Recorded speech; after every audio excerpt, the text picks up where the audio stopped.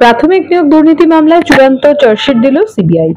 সেখানে উঠে এসেছে বেশ কিছু বড় মাথার নাম, মানিক ভট্টাচার্য থেকে শুরু করে রত্না বাগচি, বিকাশ অধিকারী প্রমুখ। কি বলবেন, মানে প্রাথমিক নিয়োগ দুর্নীতি মামলায় এরপর কি হতে চলেছে? দেখুন, প্রাথমিক শিক্ষক নিয়োগ দুর্নীতি মামলায় চার্জশিট হয়েছে, তারপরে সাপ্লিমেন্টারি চার্জশিট হচ্ছে। আপনি যে বড় মাথা বলছেন, হ্যাঁ নিশ্চিতভাবে এই মাথাগুলো বড়, কিন্তু আসল বড় মাথার নাম এখনো আসেনি। আসল বড় মাথার নামটা আসতে হবে। দ্বিতীয় হচ্ছে যে এই যে দেখছেন যে টাকা অর্থের মানে লেনদেন, ইমেল এর মাধ্যমে পাঠিয়ে দেওয়া, এগুলো নতুন বিষয় কিছু না, অনেকদিন আগে থেকে চলছে এবং এই তথ্যগুলো মানে অনেকদিন আগে থেকে উঠে আসা তথ্য। সিবিআই কে এর পরের ধাপে আগাতে হবে, ইডি কে এর পরের ধাপে আগাতে হবে।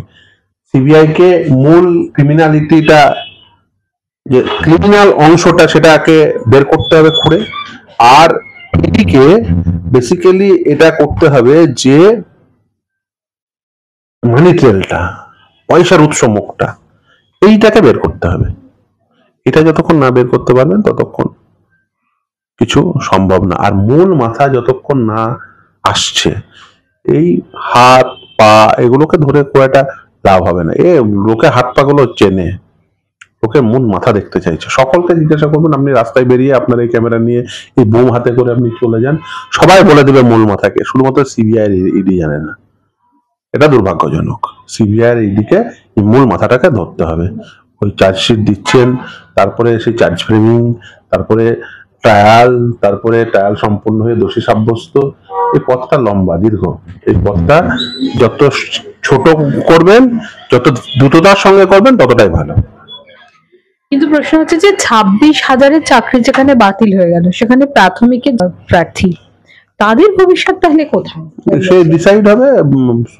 এই কলকাতা হাইকোর্টে মামলা চলছে, আলটিমেট হয়তো সুপ্রিম কোর্ট যাবে, যে পক্ষে হারবে সুপ্রিম কোর্ট যাবে, আলটিমেট ডিসাইড হবে। এসএসসির মতো একইভাবে ডিসাইড হবে। তাহলে শেষ পরিণতি কি শুধুমাত্রই সার্বিক বেকারত্ব? সরকার যদি এরকম থাকে, সরকার যদি মনে করে যে দুর্নীতিটাই তাদের পাথেয় হবে সরকার পরিচালনার ক্ষেত্রে, তাহলে সেটাই হবে।